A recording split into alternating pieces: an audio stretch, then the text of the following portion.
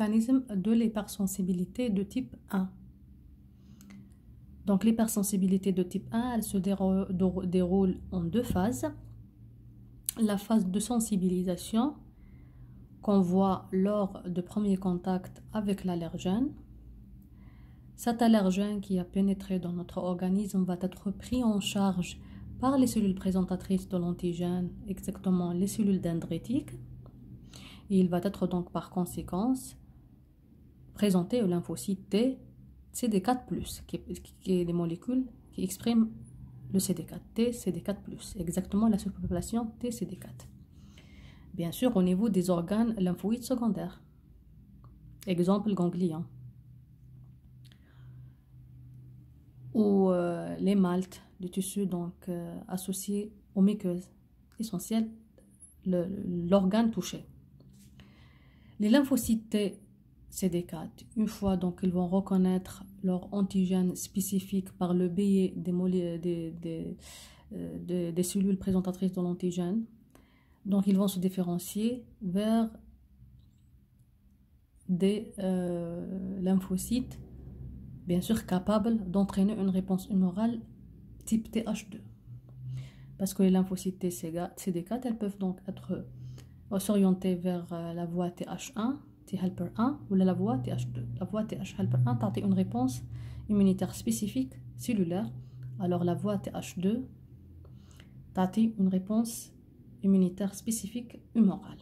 Donc ces lymphocytes ils vont se différencier vers des lymphocytes T helper type 2, donc on va avoir une réponse humorale. Et ces lymphocytes Th2, donc ils vont synthétiser aussi des cytokines, principalement l'interleukine 4, 10 et 13. Et ces interleukines jouent un rôle important pour entraîner donc l'orientation de la réponse et la production des lymphocytes, la production par les lymphocytes B des immunoglobulines type IgE. Elle va pas, les Th2 ont un rôle pour avoir une réponse humorale. Donc on va avoir des plasmocytes qui sécrètent des immunoglobulines. Mais l'interleukine 4, 10 et 13, il oriente aussi pour avoir un type spécifique, une classe précise dans les immunoglobulines, exactement les IgE. Bien sûr spécifique de l'allergène qui a stimulé cette réponse. Ces IgE, bien sûr, une fois ils vont être fixés, on a une courte durée de vie sous forme libre. Lazim rapidement ils se lient au tissu.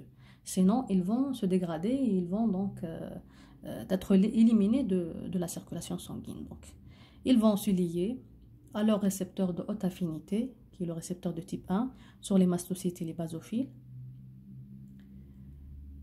Comme ils peuvent aussi se lier à leur récepteur de type 2, qui se trouve sur les macrophages, les polynucléaires eosinophiles, les lymphocytes B et les plaquettes.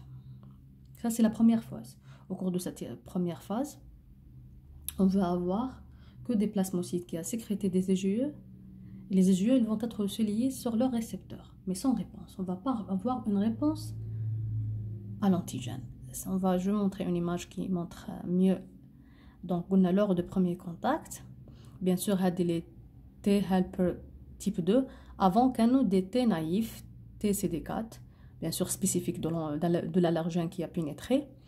Ils vont être donc stimulés par, donc l'allergène va être présenté par les cellules dendritiques à travers les molécules de CMH classe 2, et ou les T naïfs, ils vont reconnaître par leur TCR, ils vont s'activer, ils vont s'orienter vers la voie Th2. Une fois qu'ils ont ouvert la voie Th2, donc ils vont aider les lymphocytes B pour devenir des plasmocytes. C'est pour cela que le Th2 a un rôle dans la réponse immorale. Comme vous voyez bien sûr, et comme vous connaissez bien sûr, les lymphocytes B ils peuvent reconnaître l'antigène à l'état natif. Ils n'ont pas besoin de l'aide d'une cellule présentatrice. Donc comme vous voyez ici, ils ont l'antigène à travers leur BCR. Ça c'est le BCR. Les lymphocytes B, ils reconnaissent l'antigène. Mais ils sont capables de présenter l'antigène et le lymphocyte T. Mais à des lymphocytes T activés, parce que le but de c'est pas pour présenter l'antigène pour les Th2. Leur but c'est d'activer, c'est de présenter le.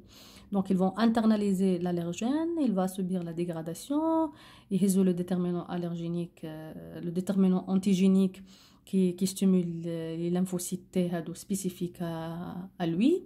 Ils vont le présenter par le travers de la molécule CHH classe 2, c'est pour demander les lymphocytes T le help تاعها. S'il vous plaît, aidez-nous pour devenir des lymphocytes, des plasmocytes à autre classe que les GM. Parce qu'une fois les stimulés, ils peuvent donner des IgM sans l'aide des lymphocytes T type TH2. Mais pour subir les permutations somatiques et la commutation de classe, normalement, les notions qu'il y a dans le lymphocyte B, pour subir ce phénomène, les permutations de classe, les permutations somatiques, la commutation isotopique. La commutation isotopique, c'est pour changer la classe des immunoglobulines, mais IgM pour donner autre, IgE ou la IgE ou la IgD. Ou les permutations somatiques, c'est pour augmenter l'affinité, l'allergène ou l'antigène et qui touche la partie variable. T'as l'immunoglobuline, pas la partie constante. Alors la commutation de classe, c'est la partie constante.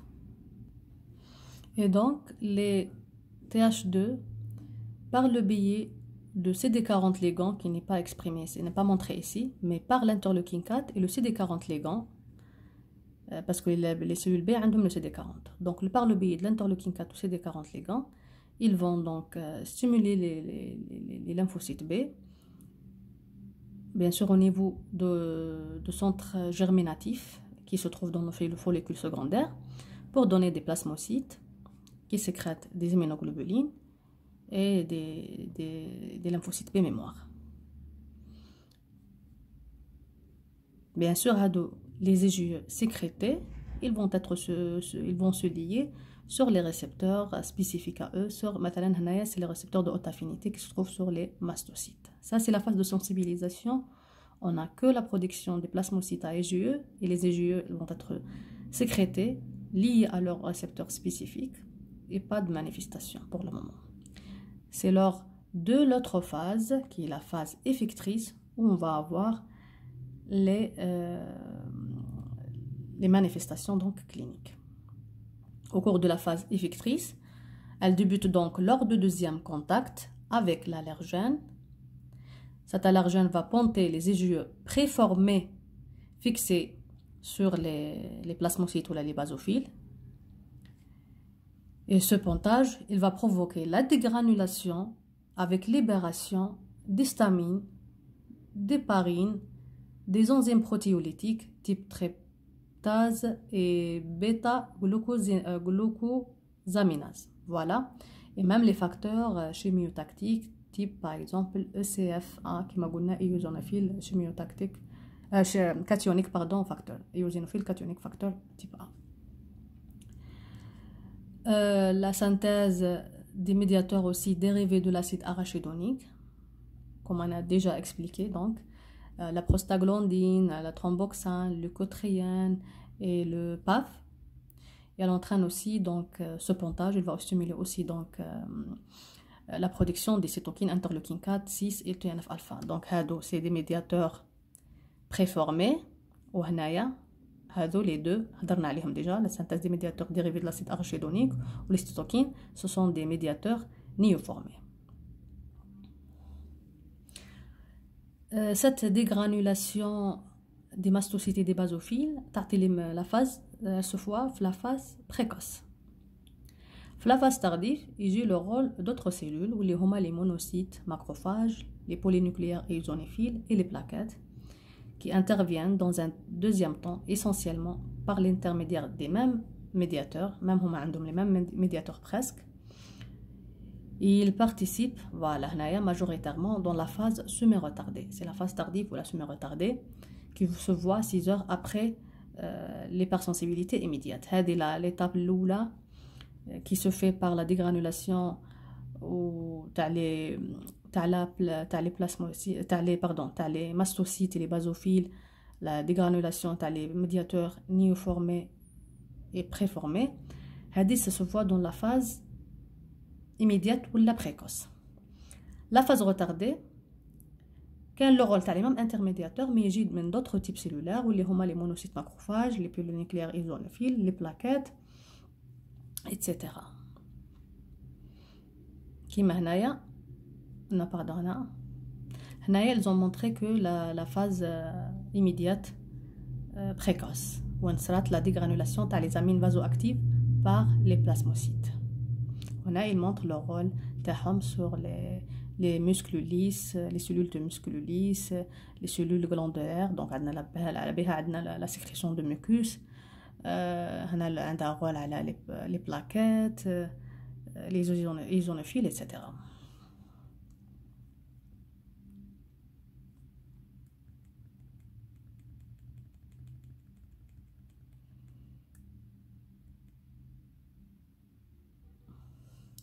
L'image, elle ressemble à l'image que je veux montrer ici, donc je ne vais pas l'expliquer parce que c'est le même principe. On ne va pas rentrer dans le détail. C'est la même chose. Mais les conséquences des réactions d'hypersensibilité de type 1, c'est d'avoir une réponse allergique qu'on appelle anaphylaxie. L'anaphylaxie, c'est une réponse allergique. Quelle la réponse allergique anaphylaxie systémique, généralisée, ou quelle localisée. La généralisée ou la systémique, quelle des allergènes qui donnent beaucoup plus ce type d'anaphylaxie systémique, entre parenthèses, choc anaphylactique. Parmi les allergènes qui entraînent ce type de réponse sont beaucoup plus les vénins, donc en cas de piqûre d'abeille ou la de guêpe. C'est pour cela que les gens qui sont allergiques, les piqûres d'abeille ou la de guêpe, donc ils connaissent très bien de quoi on parle. En cas de médicaments tels que la pénicilline, l'insuline, l'allergie aux noix, fruits de mer, en absence de traitement, ou le cas de choc anaphylactique, le traitement c'est l'adrénaline, l'issue malheureusement est fatale. Quelle est la réponse localisée, ou il y a l'anaphylaxie localisée, où la réaction elle est limitée au tissu, elle est limitée donc à un tissu ou à un organe spécifique. Donc la réaction elle est limitée à un tissu ou à un organe cible, où donc il a pénétré l'allergène. Donc c'est pour ça on peut avoir une rhinite allergique. La rhinite allergique, l'asthme allergique, il y a deux types d'allergies respiratoires, la rhinite allergique et l'asthme. Donc ça dépend, l'allergène وصل juste عند l'orénopharynx ou هبط حتى les branches. Donc إذا هبط حتى les branches, on va avoir l'asthme allergique. L'allergie alimentaire, donc les manifestations هيكونوا في التube digestif. Le dermatite atopique, donc l'allergie elle se trouve sur la peau.